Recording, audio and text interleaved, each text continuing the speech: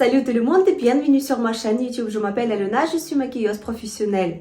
Cette vidéo va être très amusante parce que dans cette vidéo, on va comparer et on va faire bien évidemment le maquillage de deux pays différents. Ça va être le maquillage russe, bien évidemment, et le maquillage français. J'ai trouvé quelques vidéos dans ce format sur YouTube et j'ai trouvé cette idée vraiment géniale parce que c'est vraiment très intéressant de savoir comment les filles se maquillent dans les pays différents et je trouve que le maquillage selon les pays ça change vraiment, des fois beaucoup, des fois pas trop, mais en tout cas il y a quand même la différence, donc je pense que cette vidéo va être vraiment très intéressante.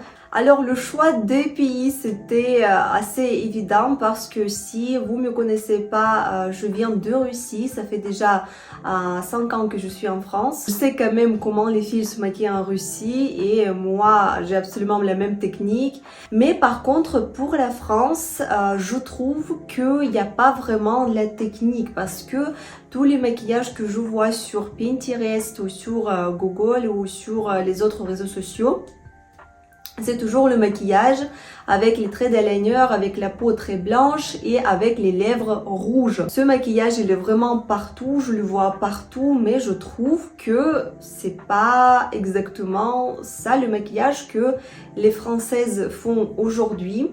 Peut-être quelqu'un, elle fait ce genre de maquillage, mais je trouve que c'est vraiment un grand stéréotype.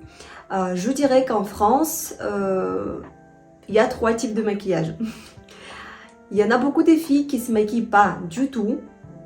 Il y en a des filles qui font le maquillage mais il est vraiment très léger, que limite, enfin il n'y a pas grand chose à vous montrer dans cette vidéo. Ils appliquent un blush, un peu d'anti-cerne et souvent je vois les lèvres assez, la couleur un peu bordeaux ou rouge ou rose, quelque chose comme ça.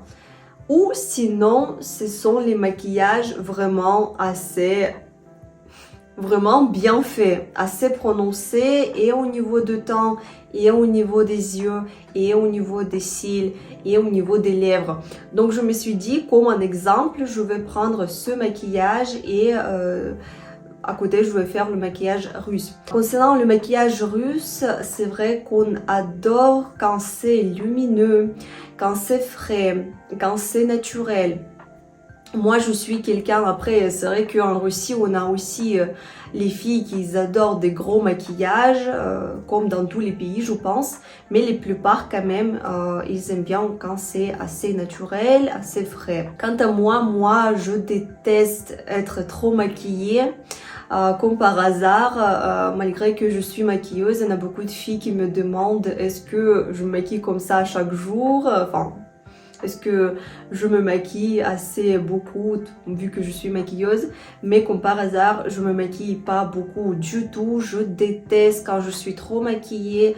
Et même pour vous dire, des fois quand je tourne les vidéos avec les maquillages, je montre les tutoriels, etc. Par exemple, Smokey Eyes. Smokey Eyes, c'est un maquillage qui est assez classique et enfin, je ressemble pas après au clown, mais je me sens pas à l'aise et pour partir à la maison, pour prendre le train, pour prendre le bus, etc. je me démaquille avant parce que je supporte pas du tout le maquillage sur moi. Moi, justement, comme je viens de dire tout à l'heure, moi j'aime bien quand c'est assez frais, assez glow. Voilà, j'aime bien d'être fraîche tout simplement et d'être embellie. Voilà. Je veux préciser que tout ce que je veux faire, tout ce que je veux dire dans cette vidéo, c'est pas pour offenser. C'est pas pour moquer de quelqu'un, pas du tout. C'est juste ma vision de maquillage en France et en Russie. Donc, si vous n'êtes pas d'accord, c'est comme ça. Si vous êtes d'accord, bah, c'est cool. C'est parti. Alors, de ce côté, on va faire un maquillage français. Et de ce côté, on va faire le maquillage russe. J'ai déjà préparé ma peau, donc j'ai déjà hydraté ma peau avant. C'est une étape, encore une fois, vraiment très obligatoire, donc on ne le rate pas. Et maintenant, on va passer au fond de teint. Alors, pour que visuellement, ce soit plus simple pour vous, je vais prendre un crayon et je vais marquer ce genre de choses pour que vous compreniez que, voilà, que c'est deux maquillages différents. Alors, ce qui concerne le fond de teint, comme j'ai dit, en Russie, c'est toujours le teint, enfin toujours, le plus souvent, c'est toujours le teint assez léger. La couvrance, la finition assez naturelle, la couvrance de léger à moyenne. Là, pour préciser, on fait vraiment le maquillage de jour. Donc, je parle de ça. Bien sûr que le maquillage de soir, ça change bien évidemment dans chaque pays. Mais en tout cas, dans cette vidéo, on fait le maquillage de jour. Donc en Russie, pour le maquillage de jour, on aime bien des textures assez légères, assez hydratantes et assez glow. Ce que je peux dire de côté France, c'est que ici, je vois assez souvent le teint quand même plutôt mat. Donc on fait ça. Côté Russie, je vais prendre le fond de teint de la marque Estée Lauder Futurist Hydra Rescue. Dans cette vidéo, j'ai pas trop envie de parler des produits pour que la vidéo ne fasse pas pendant 1 heure. Donc de ces fonds de teint, j'ai déjà parlé dans ma dernière vidéo sur ma chaîne. Si vous voulez connaître, avoir un peu plus d'informations sur ce fond de teint, regardez la dernière vidéo. Mais voilà, fond de teint léger et hydratante.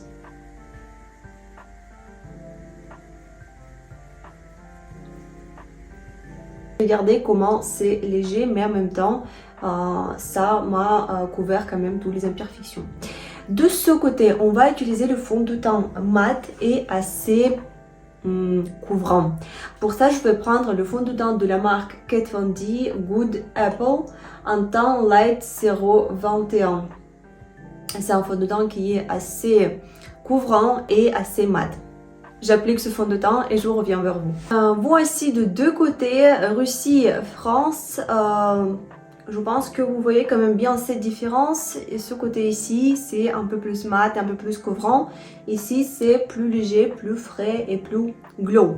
Alors maintenant, on va cacher les cernes. Au niveau d'anti-cernes, c'est à peu près la même chose. C'est juste que je dirais que c'est pas la même façon de l'appliquer l'anti-cerne. Pour côté russe, je vais utiliser l'anti-cerne de la marque L'Oréal Accord Parfait en teint 1N. Tous les produits que j'utilise dans cette vidéo, je vais noter dans les commentaires sur cette vidéo. Donc si vous êtes intéressé, venez regarder. Alors, on applique l'anti-cerne. En général, côté russe, c'est toujours comme ça.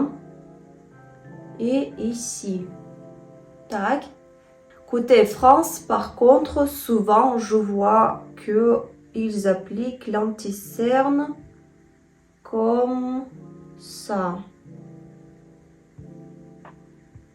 Tac. Puis sur le menton, mais sur le menton, on ne peut pas appliquer trop parce que j'ai ce truc en plein milieu. Sur le front et comme ça. Tac. Et c'est parti pour estomper. Alors, j'ai estompé l'anti-cerne et maintenant on va passer au contouring du visage. Et pour rester ce côté frais, côté russe, je vais utiliser le contouring en crème de la marque Milk Makeup en teint Toasted. Je vais l'appliquer directement sur mon visage, comme ça, et sur les yeux. Alors côté France, je pense que les filles, ils aiment bien le contouring assez prononcé et assez net. Donc pour ça, je vais prendre un pinceau biseauté.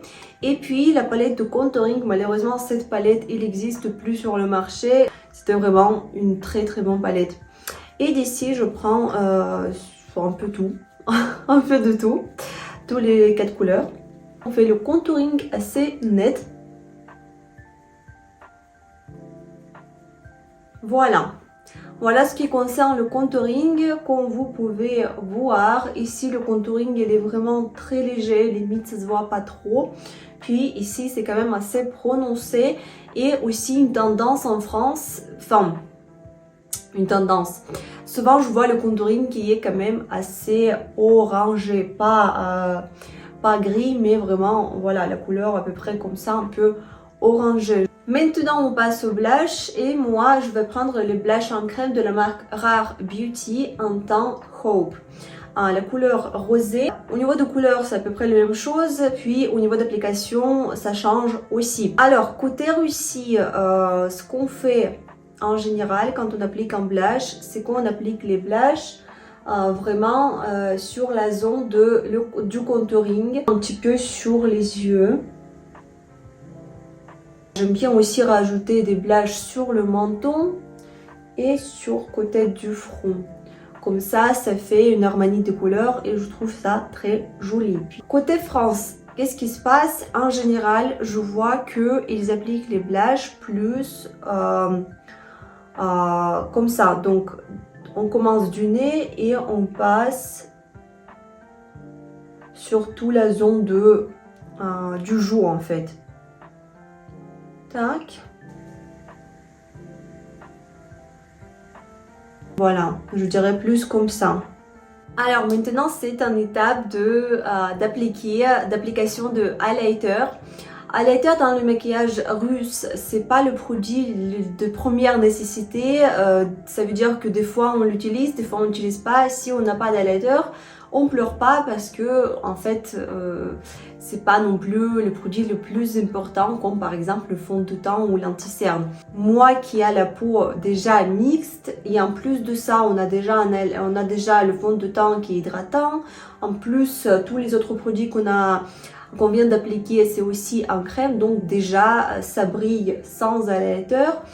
Par contre en France je vois qu'ils aiment vraiment un highlighter donc quand même côté russe je vais appliquer un highlighter mais il va être vraiment très léger comme un highlighter justement cette palette que vous voyez dans mes mains c'est la palette de la marque.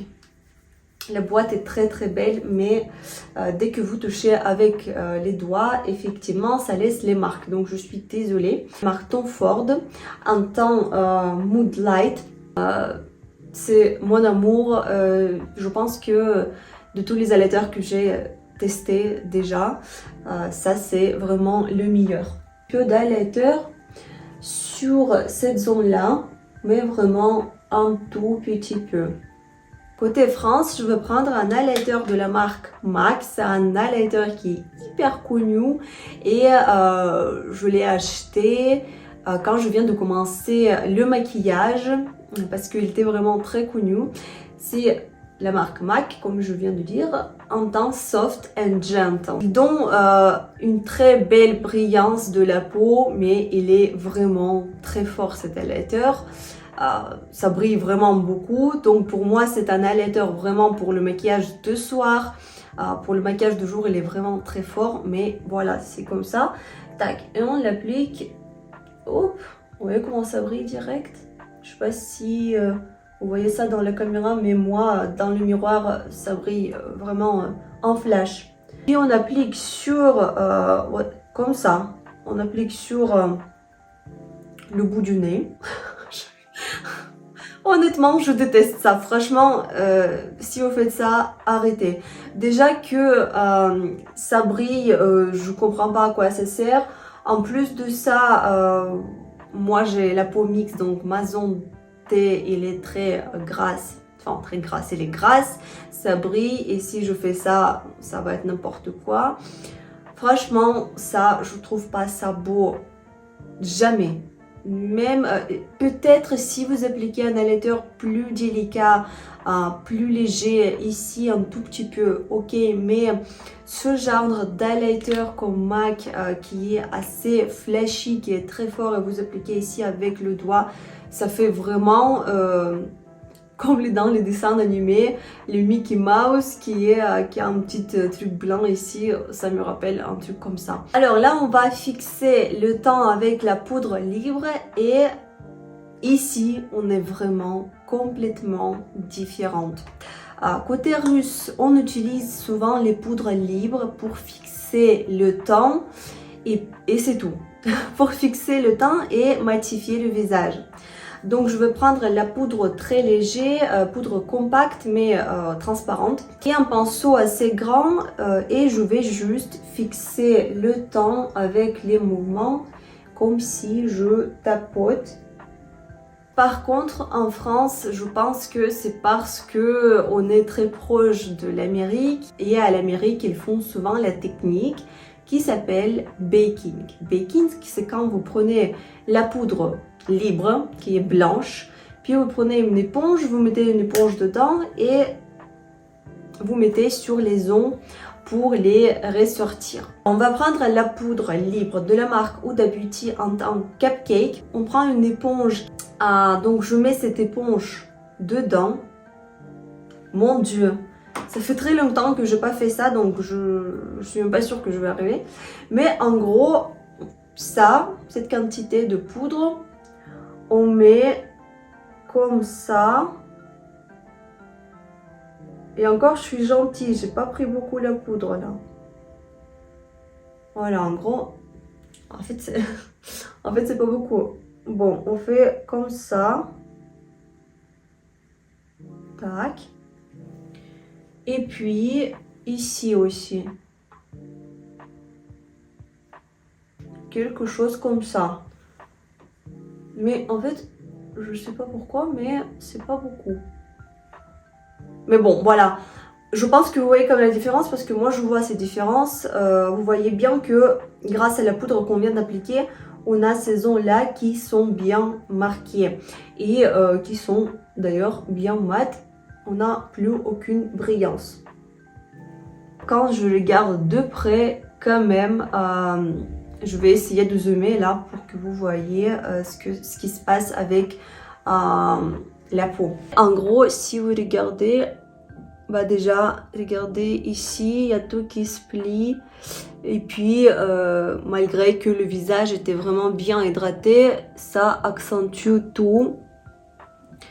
Ici, par contre, c'est très hydraté, ça, c'est assez glow. Voilà. Alors, c'est terminé avec le temps. Maintenant, on va passer aux sourcils. Les sourcils en Russie, on aime bien quand ça fasse une baby sourcil. Ça existe baby face. Bah, ça, c'est baby sourcil. C'est quand les sourcils sont brossés, qui sont assez légers et naturels. En France, par contre, je vois souvent que les filles, ils préfèrent quand même de bien les marquer et de bien les dessiner. Je fais ça et je reviens vers vous. Alors, je viens de faire les sourcils. Pour les sourcils côté russe, j'ai utilisé d'abord un gel transparent de la marque Benefit. Donc j'ai brossé avec lui le poil. Et puis j'ai utilisé un liner pour les sourcils de la marque NYX en teint Ash Brown pour dessiner le poil. Comme ça, j'ai les sourcils assez naturels. Côté France, j'ai utilisé un crayon. J'ai juste dessiné les sourcils et puis ce que je vois assez souvent en France, comment les filles ils font les sourcils, c'est qu'ils prennent un pinceau plat et puis un anti-cerne ou le fond de teint et puis ils tracent la ligne basse des sourcils comme ça.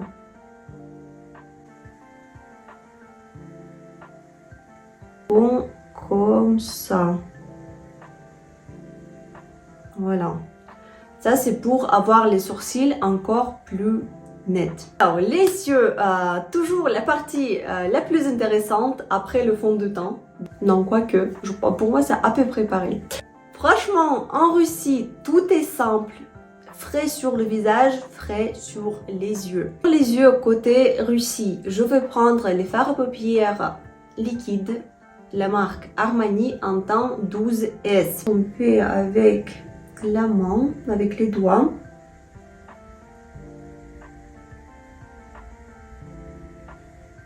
Et puis, ce qu'on peut faire aussi, c'est de dessiner une petite trait d'eyeliner avec un crayon en général marron et un crayon en bois ou en gel, peu importe. Mais c'est vraiment très fin et très léger.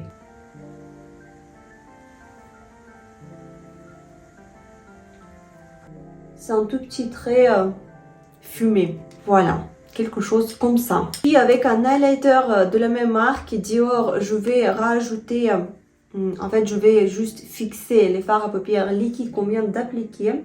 C'est pour que ça tient mieux toute la journée. Dans le pli de l'œil, je vais rajouter un tout petit peu de contouring pour agrandir les yeux un peu. Voilà. Et la même chose en bas.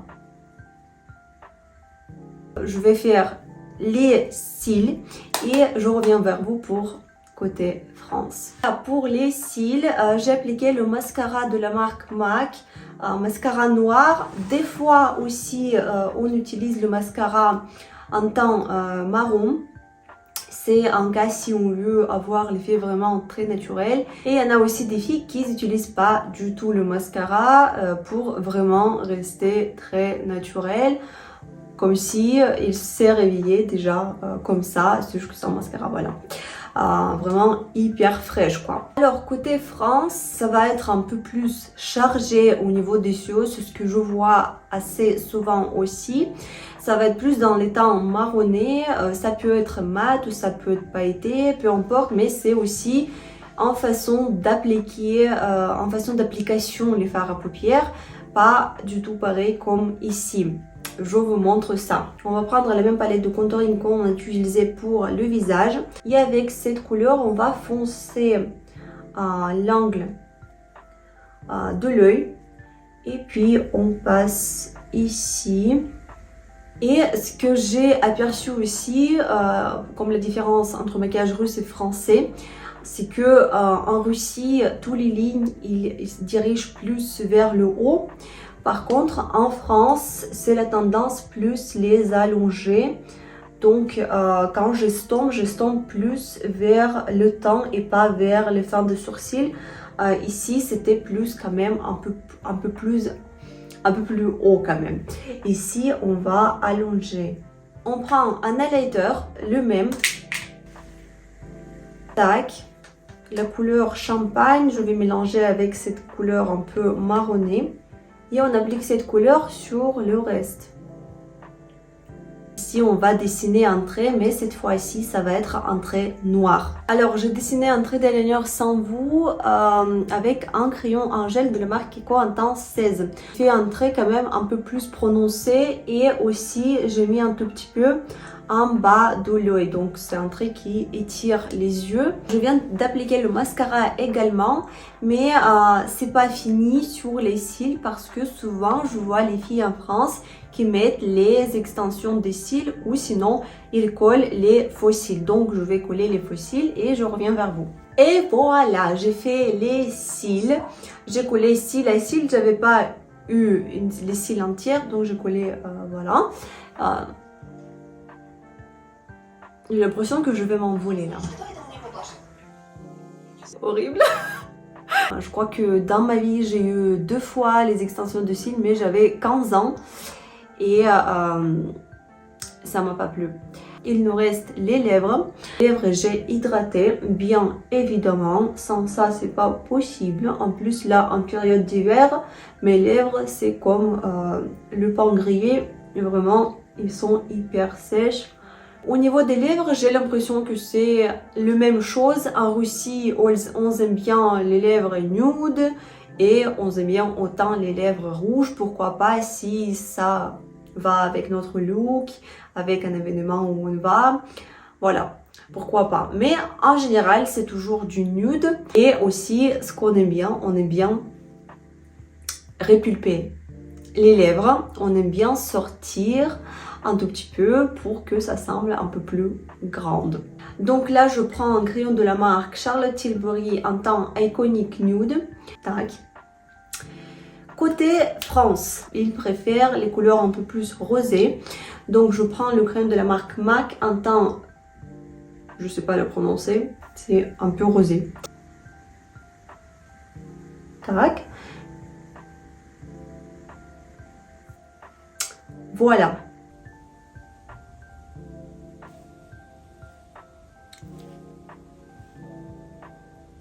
Et voici 2 maquillages Russie-France. Dites-moi dans les commentaires quel maquillage préférez-vous le plus. Est-ce que vous voyez la différence entre ces 2 maquillages? Moi, ce que je peux dire, c'est que quand même, les techniques sont assez différentes. Les techniques en France, au niveau de maquillage, je trouve que ça vient plus de pays de l'Amérique, tout simplement. Et côté Russie, c'est notre propre technique. Je sais pas pourquoi, mais tout le temps en France, je vois maquillage russe, technique russe, les ongles russes, manicure russe, extension de cils russe. Je crois qu'on a notre propre technique. Et pour vous dire, j'ai des clientes qui viennent chez moi parce qu'ils ont vu sur mon site que c'est écrit formé en Russie et que je suis russe. Vu que j'étais formée en Russie, ils pensent que je maquille vraiment très bien et rien que ça me fait une bonne pub. Mais après, je peux quand même confirmer que je maquille quand même pas mal. J'espère qu'il vient pas juste parce que je suis russe et j'étais formée en Russie, mais aussi parce que mes maquillages sont vraiment de bonne qualité et ils sont vraiment jolis. En tout cas, j'espère que vous avez passé un bon moment avec moi, vous avez appris des choses. Puis bien sûr, n'oubliez pas vos likes, n'oubliez pas vous abonner à ma chaîne et on se verra bientôt dans les prochaines vidéos. Je vous dis à bientôt.